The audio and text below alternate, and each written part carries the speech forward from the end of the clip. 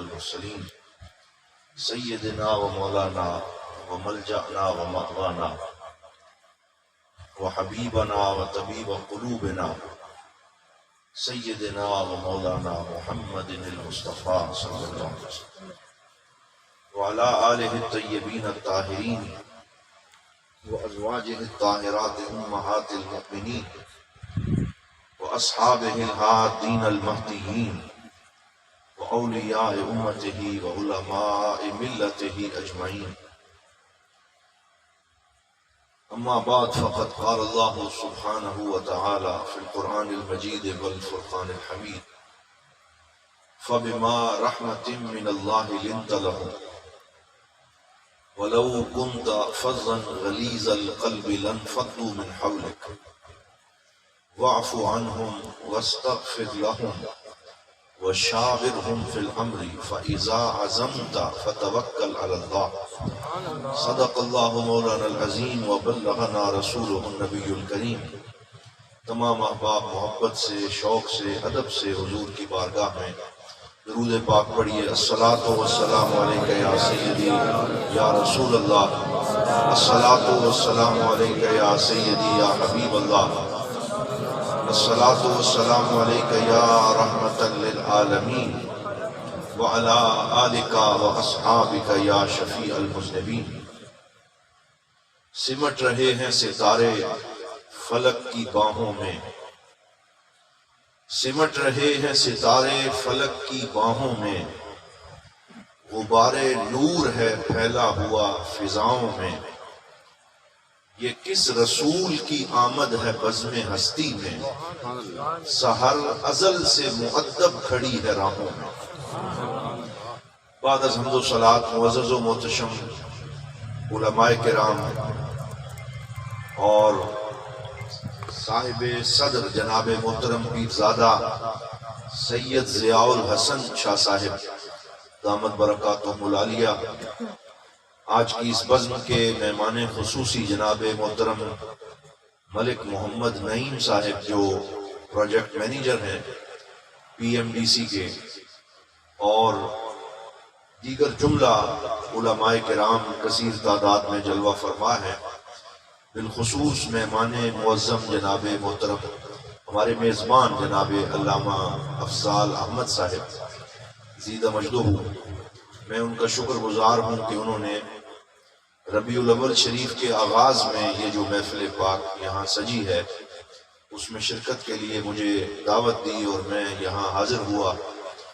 اور اس خوبصورت مسجد میں جو ملک پاکستان کے معالم میں سے ایک عظیم معلم اور ایک عظیم جگہ جہاں سے ملک پاکستان کے فخر کی باعث ہے، یہ نمک کی کان ہے جہاں سے نمک کا خزانہ نکلتا ہے، پوری دنیا تک پہنچتا ہے اور پاکستان کے لیے عزت کا باعث ہے. تو اللہ تعالیٰ اس ادارے کو مزید ترقی اور عروج عطا فرمائے. اس میں کام کرنے والے جملہ افراد کو رزق حلال وافر طیب عطا فرمائے. اور یہ جو محفل پاک ہے جس سے ربیع الاول شریف کی محافل کا آغاز ہو رہا ہے، اللہ کریم اس حضور صلی اللہ علیہ وسلم کے میلاد کی محفل کو پوری امت مسلمہ کے لیے برکت کا، خیر کا باعث بنائے. اور یہ مہینہ ہم سب کے لیے ایمان میں اور ہماری کیفیات میں جلا بخشنے کا ذریعہ بنے. کل ہمارے پاس بیرہ شریف میں ہم جب ربیع الاول شریف کی پہلی رات آتی ہے تو وہاں ایک مسجد میں پورا قصیدہ بردہ شریف جو حضرت امام بوسیری کا ہے اس کے 161 اشعار ہیں، تو وہ ہم ایک محفل میں پیش کرتے ہیں اور اس طریقے سے ربیع الاول شریف میں داخل ہوتے ہیں. تو ہر جگہ ایک الگ انداز ہے حضور کے عشاق کا، سب ہی سرکار دو عالم سے محبت کا اظہار کرتے ہیں. اور امام بوسیری نے فرمایا کہ وَكُلُّهُمْ مِن رسول اللہ ملتمس غرفا من البحر او رشفا من الدیب. فرمایا کائنات میں جسے مل رہا ہے، تھوڑا مل رہا ہے، زیادہ مل رہا ہے، سارے کا سارا فیض مدینے والے کی بارگاہ سے نصیب ہو رہا ہے. رشفا من البحر، غرفا من البحر او رشفا من الدیم، جسے سمندر سے بہت زیادہ ملے یا چند چھینٹے نصیب ہوں، تو فرمایا وہ سب حضور کی بارگاہ سے ملتے ہیں، کیونکہ اللہ کے فیض کو تقسیم کرنے کا مرکز اب اگر دنیا میں کوئی ہے تو وہ مدینے والے ہمارے آقا و مولا حضرت محمد الرسول اللہ صلی اللہ علیہ وسلم۔ تو آئیے مجھے جو موضوع دیا گیا بلا تمہید، میں اس پہ چند گزارشات پیش کروں گا۔ مجھے علامہ افضال صاحب کی طرف سے پیغام ملا کہ حضور صلی اللہ علیہ وسلم کا پیغمبر امن و سلامتی ہونا، اس پہ کچھ بات کی جائے، اور مجھ سے پہلے جناب محترم جو ہیں وہ بہت خوبصورت انداز میں انہوں نے بڑے کلیدی جو نکات ہیں وہ بیان کر دیے، اور انہی کو آگے جاری رکھتے ہوئے مزید چند باتیں میں عرض کروں گا۔ لیکن ہر سال ربیع الاول شریف کے مہینے میں ایک جملہ ضرور اپنے دوستوں سے کہتا ہوں کہ لوگ دلائل تلاش کرتے ہیں، اور یہ بات شروع ہو جاتی ہے جب ربیع الاول آتا ہے کہ جی میلاد منانے کی دلیل لے کے آئیں، اور کتاب کنگالیں، حدیث نکالیں، آیت بتائیں۔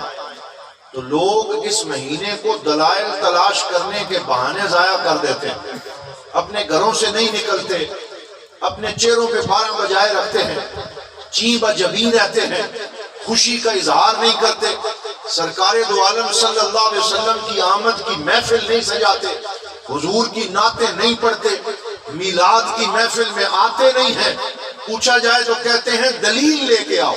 تو ہمارے مصر کے ایک استاد گرامی، ان کا جملہ بڑا مشہور ہوا، اور میں ہر ربیع الاول میں اسے پیش کرتا ہوں کہ ان سے کسی نے پوچھا کہ دلیل کیا ہے، فرمایا دلیلیں دینے لگوں تو ساری رات گزر جائے، دلائل ختم نہیں ہوں گے، لیکن یاد رکھنا کہ الاحتفال بمولد الرسول صلی اللہ علیہ وسلم لا يحتاج لدلیل صحیح بل يحتاج لقلب صحیح۔ فرمایا سرکار کا میلاد منانا، اس کے لیے صحیح دلیل کی ضرورت نہیں ہے، صحیح دل کی ضرورت ہے۔ بولیے، صحیح دلیل کی نہیں بلکہ صحیح دل کی ضرورت ہے۔ اگر دل میں حضور کی محبت کا چراغ جل رہا ہے، اگر دل میں میرے پاک نبی صلی اللہ علیہ وآلہ وسلم کی محبتوں کا چراغ روشن ہے، ایمان کی رتی موجود ہے، تو جو حضور کا غلام ہوتا ہے وہ اپنے آقا کا ذکر کرنے کی دلیل تلاش نہیں کرتا، وہ تو یار کا ذکر کرنے کے بہانے تلاش کرتا ہے۔ کوئی حضور کا ذکر چھیڑے، کوئی سرکار کی نعت سنائے تو عاشق کی آنکھوں سے آنسو جاری ہو جاتے ہیں۔ میں دوستوں سے یہ سناتا رہتا ہوں کہ حضور ضیاء الامت میرے پیر و مرشد حضرت قبلہ پیر محمد کرم شاہ الازہری رحمت اللہ تعالی علیہ، آپ کی کیفیت یہ تھی، ہم نے خود اپنی آنکھوں سے دیکھا کہ ادھر نعت خان، وہ چاہے ربیع الاول کا مہینہ ہو یا کوئی بھی مہینہ ہو، حضور کی نعت چھیڑتا، ادھر ان کی آنکھوں سے آنسوؤں کی جھڑی لگ جاتی، اور گلے میں کپڑا حمائل کر کے بیٹھ جاتے، اور مدینہ پاک کے تصور میں روتے رہتے۔ اور ایک دفعہ خود میں نے اپنی آنکھوں سے دیکھا کہ وہ ایک سرائکی کا شعر تھا، ایک نعت خان پڑھ رہا تھا، اور قبلہ پیر صاحب بار بار رو کے اس کا لطف لے رہے تھے۔ تو یاد رکھیں کہ حضور کا میلاد منانے کے لیے صحیح دلیل کی نہیں بلکہ بولیے صحیح دل کی ضرورت ہے۔ تو دعا کریں اللہ تعالیٰ ہمارے دل کو حضور کی محبت عطا فرمائے، اور ہمیں یہ محافل اسی طرح نصیب رہے۔ جب حضور کے امن و سلامتی ہونے کی بات کرتے ہیں تو ہمارے ایک دوست کہا کرتے تھے کہ امن میں 3 حرف ہیں، ایک الف ہے، ایک میم ہے، اور ایک نون ہے۔ تو الف سے اللہ، اور جب ہم امن میں الف کے بعد میم آتا ہے، میم سے محمد صلی اللہ علیہ وسلم، اور نون سے نفی ما سوا ہما۔ یہ امن کا فارمولہ ہے کہ امن انہیں نصیب ہوتا ہے جو اللہ کے ہو جاتے ہیں، اللہ کے رسول کے ہو جاتے ہیں۔ پھر ساری کائنات میں اللہ تعالیٰ ان کو امن عطا فرماتا ہے، اور امن کی خیرات حضور کے قدموں سے پوچھتی۔ جب ہمارے پیارے آقا و مولا صلی اللہ علیہ وآلہ وسلم ہجرت کر کے مکہ سے مدینہ تشریف لائے تو آپ وہ سارا واقعہ علماء سے سنتے رہتے ہیں۔ حیرت کی بات یہ ہے کہ جس دن حضور مدینہ آئے پیر کا دن تھا اور 12 ربیع الاول تھی، اور جس دن سرکار کی ولادت ہوئی پیر کا دن تھا اور بولیے 12 ربیع الاول تھی۔ تو یہ بھی کوئی حسن اتفاق ہی صرف نہیں ہے، ترتیب ربانی ہے کہ اللہ تعالیٰ نے اپنے نبی کو میلاد بھی 12 ربیع الاول کو عطا فرمایا، اور مدینے میں قدم بھی حضور نے 12 ربیع الاول کو رکھا اور پیر کے دن رکھا، اور سرکار کا وصال بھی ایک روایت کے مطابق 12 ربیع الاول اور پیر کے دن ہوا۔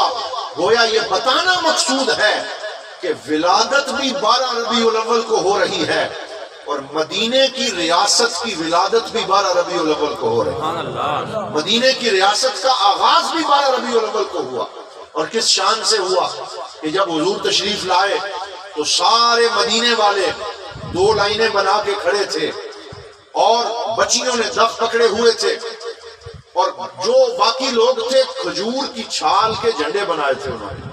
یہ علامہ ابن اسحاق نے لکھا، جو سیرت کی پہلی مستند کتاب ہے، کہ کھجور کی چھال کے جھنڈے بنا کے وہ کہتے تھے یا محمد یا رسول اللہ، یہ نعرے لگاتے تھے اور حضور کا استقبال کرتے تھے۔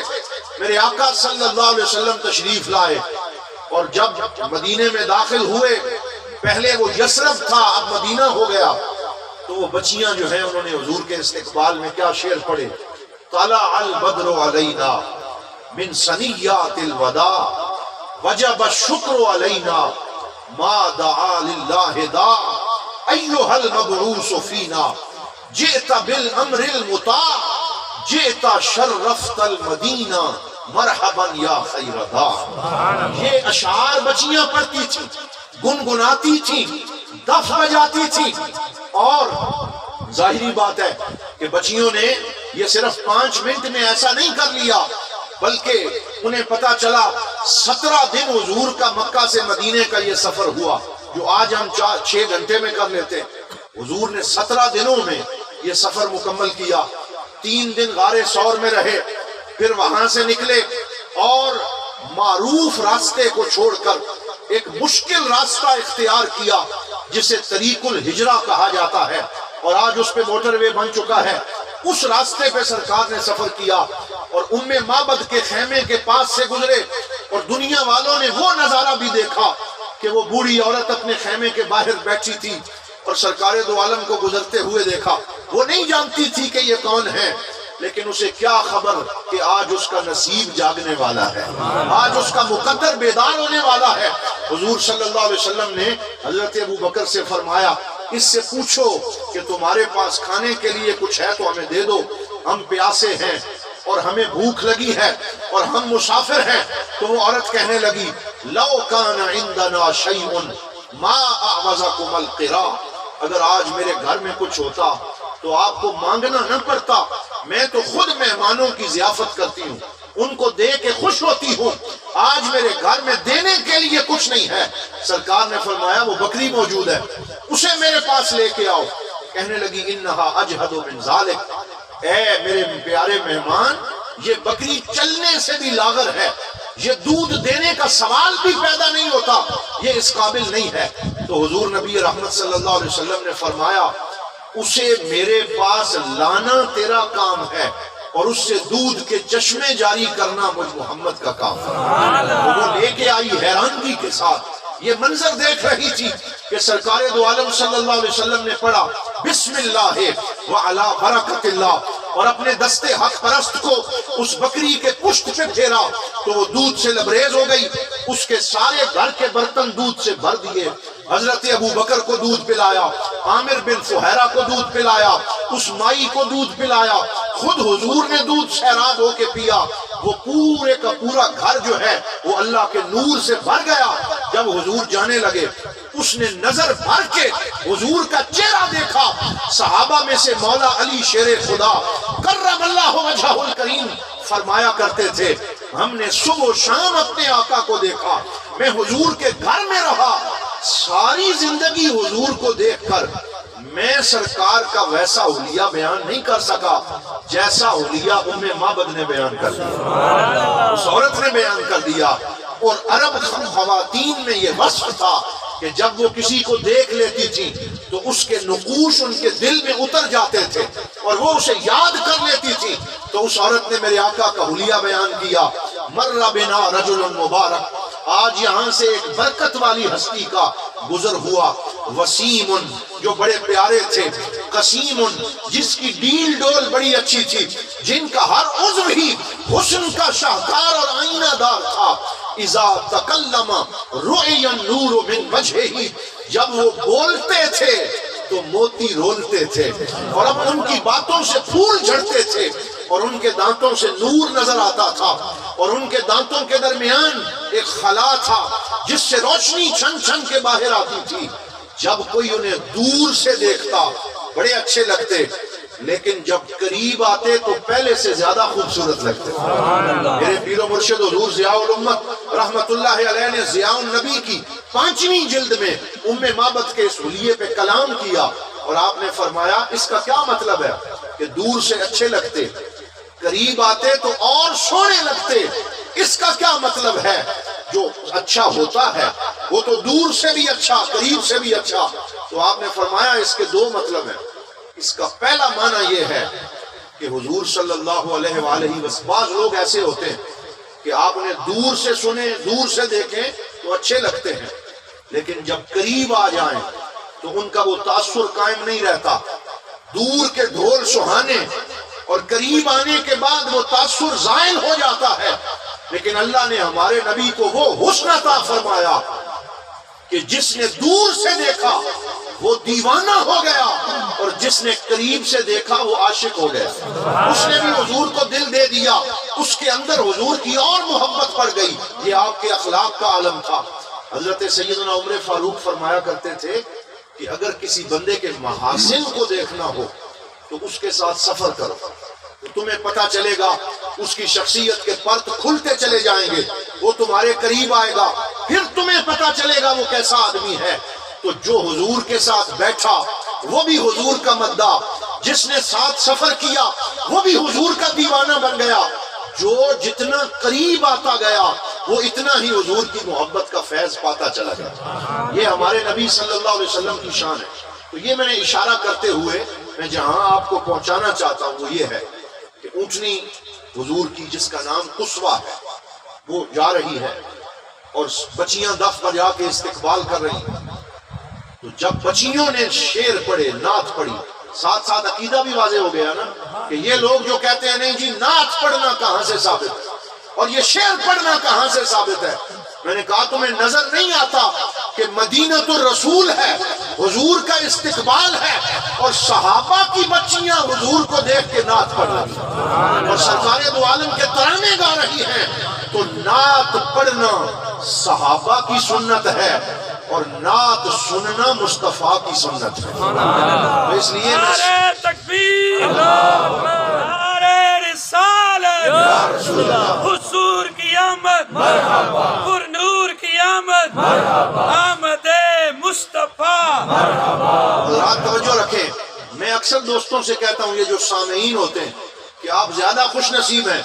پڑھنے والا سنت حسان پوری کر رہا ہے اور سننے والا سنت مصطفیٰ پوری کر رہا ہے. کیونکہ نعت سننا تو حضور کی سنت ہے اور آپ علماء سے سنتے ہیں کہ حضور صلی اللہ علیہ وسلم حضرت حسان بن ثابت کے لیے منبر رکھواتے تھے اور اپنے منبر پہ انہیں بٹھاتے تھے اور پھر کہتے تھے کہ اے حسان میری نعت سنا.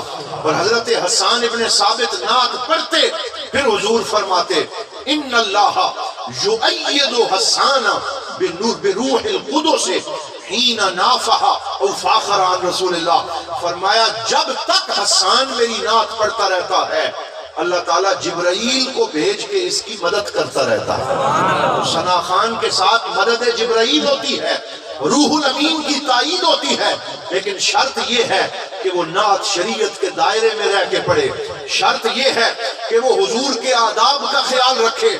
نعت لکھنا کوئی آسان کام نہیں ہے، یہ تلوار کے دھارے پہ چلنے کی مانند ہے، کیونکہ ادب بارگاہ خداوندی بھی ہے، آداب رسالت بھی ہے. ان کو ملحوظ رکھتے ہوئے نعت جو ہے وہ لکھنی چاہیے. تو پھر حضور نے جب وہ استقبال ہو گیا تو تو بنو نجار حضور کے ننیال تھے، سیدہ آمنہ سلام اللہ علیہا کے گھر والے تھے، اور یہیں تو حضور بچپن میں آ کے کھیلا کرتے تھے۔ تو بنو نجار کہنے لگے یا رسول اللہ ہمارے گھر قدم رنجا فرمائے۔ انصار کہنے لگے ہمارے گھر آئیں۔ اوس اور خزرج والے اپنے گھروں کے دروازے کھولنے لگے۔ ہر کوئی چاہتا تھا حضور ہمارے مہمان بنے۔ حضور نے کیا فرمایا؟ مل کے کہہ دو صلی اللہ علیہ وآلہ وسلم۔ سرکار نے فرمایا ناقتی مامورۃ، میری اونٹنی کو پتا ہے کہ اس نے کہاں بیٹھنا، میری اونٹنی کو اللہ نے حکم دیا ہے، اسے پتا ہے اس نے کہاں بیٹھنا ہے۔ تو میں دوستوں سے کہتا ہوں یہ حضور کے علم غیب پہ بات کرتے ہیں کہ پتہ نہیں نبی غیب جانتا ہے یا نہیں جانتا۔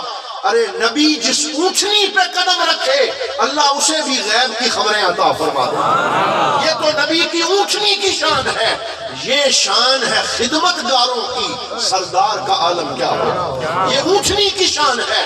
فرمایا اسے پتا ہے کہ اس نے کہاں بیٹھنا ہے۔ تو صحابی کہتے ہیں اونٹنی کے قدم اٹھتے رہے، صحابہ کے دل دھڑکتے رہے، یہ کہاں بیٹھے گی، کس کا نصیب جاگے گا، کون حضور کا میزبان ہوگا۔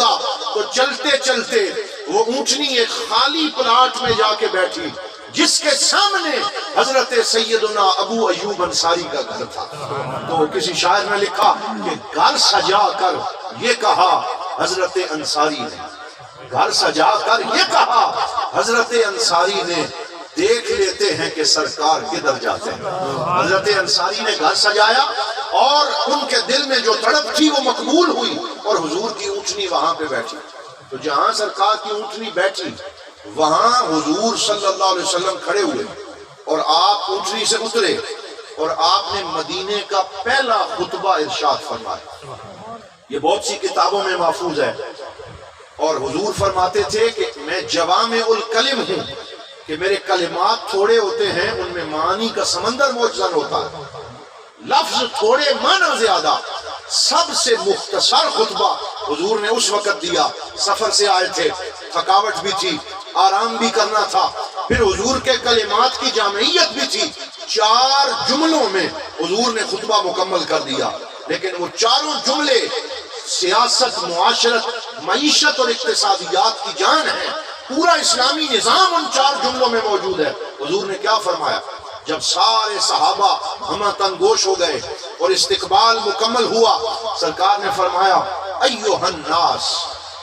تو حضور نے وہ خطبہ اس بات سے شروع نہیں کیا یا اہل المدینہ، اے مدینہ کے رہنے والوں، یہ نہیں فرمایا ایھا الانصار، اے انصاریو، یہ نہیں فرمایا ایھا المہاجرین، اے مہاجرو، بلکہ حضور نے فرمایا ایھا الناس، یہ بتانے کے لیے کہ میں رسول ہوں تو صرف انصار کا رسول نہیں ہوں، مہاجرین کا رسول نہیں ہوں، مومنوں یا مسلمانوں کا رسول نہیں ہوں، بلکہ میرے رب نے مجھے پوری انسانیت کا رسول بنا کے بھیجا۔ The messenger of whole mankind, پوری انسانیت کے رسول بن کے تشریف لائے۔ تو آپ نے خطبہ بھی پوری انسانیت کو دیا، ایھا الناس، اے لوگو، قیامت تک آنے والوں، میری آواز تم تک پہنچے گی، میرا خطبہ تمہارے لیے ہے۔ اور حضور صلی اللہ علیہ وسلم نے فرمایا افشوا السلام واطعموا الطعام واعبدوا الرحمن تدخلوا الجنۃ بسلام۔ ان 4 جملوں میں خطبہ مکمل ہو گیا۔ پہلے جملے میں ارشاد فرمایا افشوا السلام، سلامتی کو عام کرو، امن کو عام کرو۔ جو میرا غلام ہے، جو میرا کلمہ پڑھنے والا ہے، میں اسے حکم دیتا ہوں کہ اس کے وجود سے سلامتی کی لہریں نکلنی چاہیے، امن کی لہریں نکلنی چاہیے۔ وہ اپنے گھر والوں کے لیے، اپنے نیبرہڈ کے لیے، اپنے شہر کے لیے، بلکہ پوری انسانیت کے لیے سلامتی کا منبع بن جائے۔ اور اس افشوا السلام کا معنی ہے سلام کو عام کرو۔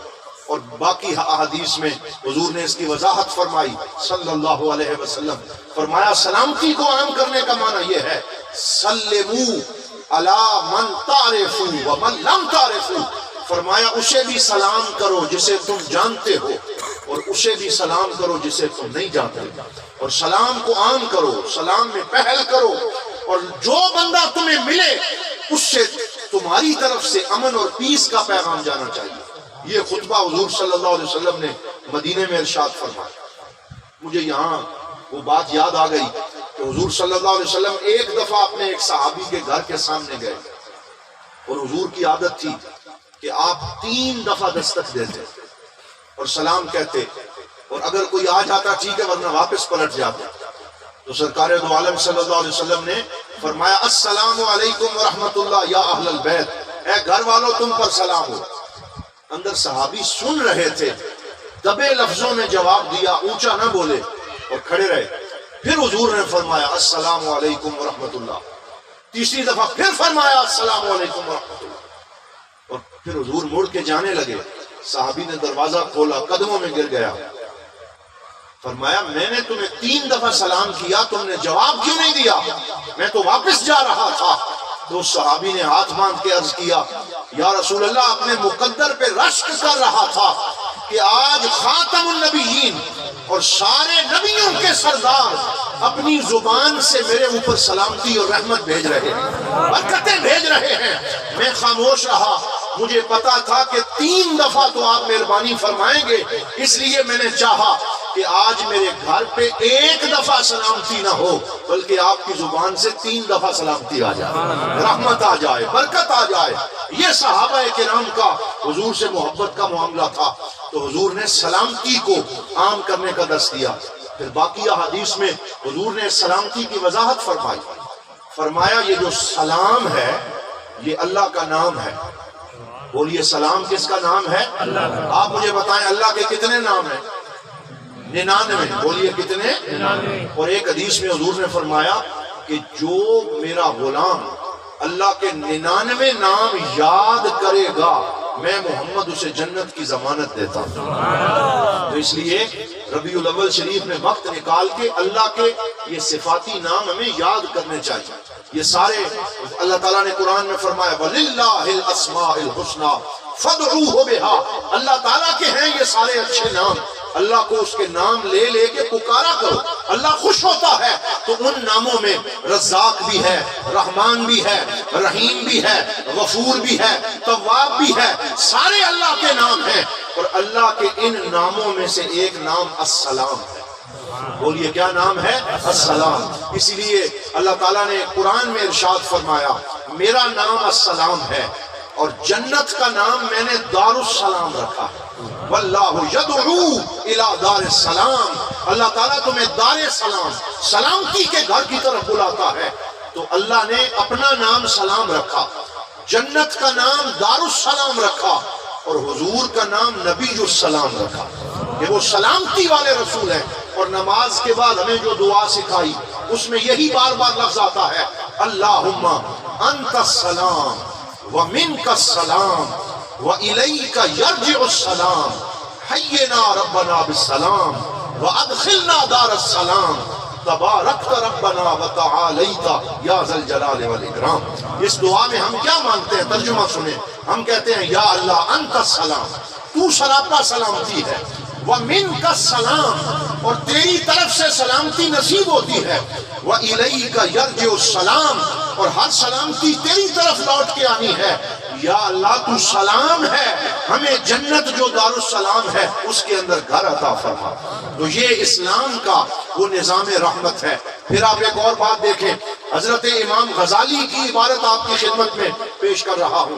آپ احیاء العلوم جو 4 جلدوں میں حضرت امام غزالی کی کتاب ہے اس میں آپ فرماتے ہیں کہ جب بندہ نماز پڑھتا ہے اور نماز پڑھنے کے بعد جہاں وہ نماز ختم کرتا ہے تو کیسے نماز ختم کرتا ہے؟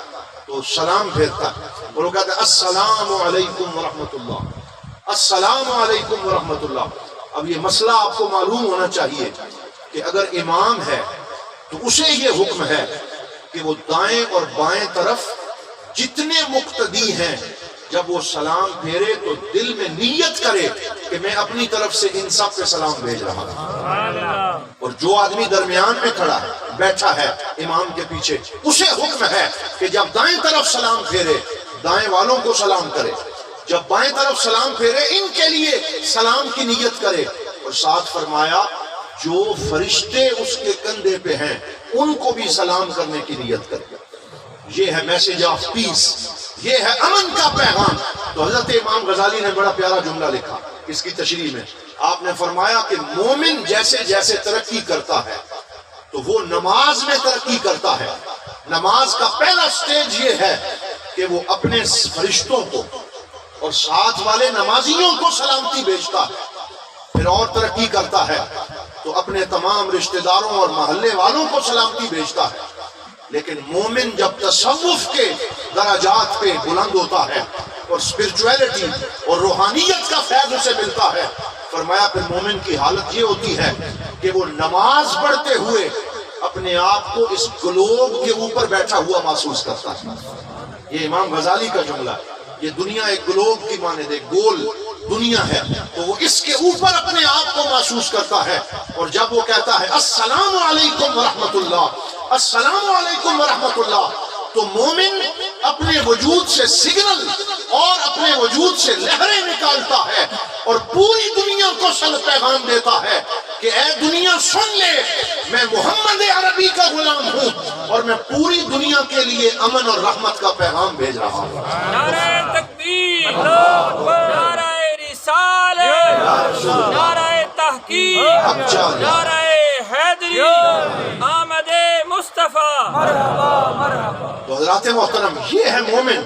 لیکن حیرت اس وقت ہوتی ہے کہ مومن نماز کے اندر السلام علیکم ورحمۃ اللہ کہے، لیکن جو ہی نماز سے نکل کے باہر آئے تو اس کی زبان شعلے اگلنا شروع کر دے، اس کے رویوں سے دوسروں کو جو ہے وہ تان و تشنیع کے تیر برسانے شروع ہو جائیں، یا وہ نعوذ باللہ کہیں چوری ڈکیتی میں ملوث ہو جائے، یا کسی کے گھر کے لیے خطرہ بن جائے، یا کسی کے مال کے اوپر بری نظر رکھنا شروع کر دے، تو اللہ تعالیٰ نے ہمیں وہ نظام العبادات عطا فرمایا کہ جو بندہ صحیح طریقے سے اس نظام العبادات میں آ جاتا ہے پھر کبھی بھی وہ اپنے معاشرے کے لیے خطرہ نہیں رہتا، بلکہ سراپا امن اور سلامتی بن جاتا ہے۔ اسی لیے حضور صلی اللہ علیہ وسلم نے فرمایا کہ ایک مومن دوسرے مومن کے ساتھ کل جسد الواحد، وہ ایک وجود کی مانند ہے۔ اذا اشتکا منہ عضو تداعی لہ سائر الجسد بالسہر والحمى، فرمایا اگر مومن کسی ایک مومن کو تکلیف پہنچتی ہے تو سارے مومن اس تکلیف کو محسوس کرتے ہیں، وہ ایک کمیونٹی ہوتے ہیں، ایک معاشرہ ہوتے ہیں۔ یہ درس ہمیں حضور نبی رحمت صلی اللہ علیہ وسلم سے ملتا۔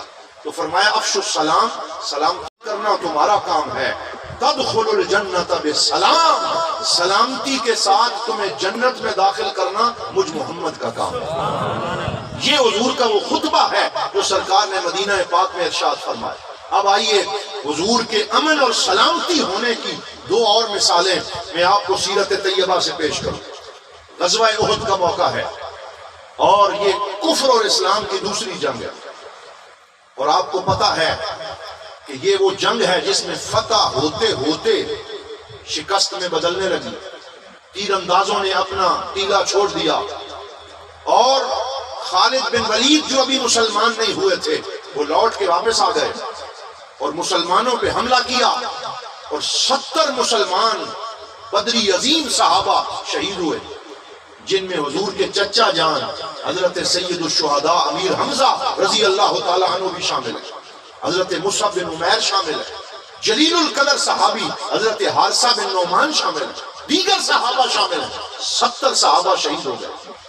حضور نے لوہے کا خود پہن رکھا تھا جو ہیلمٹ نما ہوتا ہے، تو ایک بدبخت آگے بڑھا اور سرکار دو عالم صلی اللہ علیہ وسلم کے تلوار سے حملہ کیا اور نیزہ مارا، تو آپ صلی اللہ علیہ وسلم کا لوہے کا وہ ہیلمٹ یہاں سے ٹوٹا اور اس کا وہ لوہا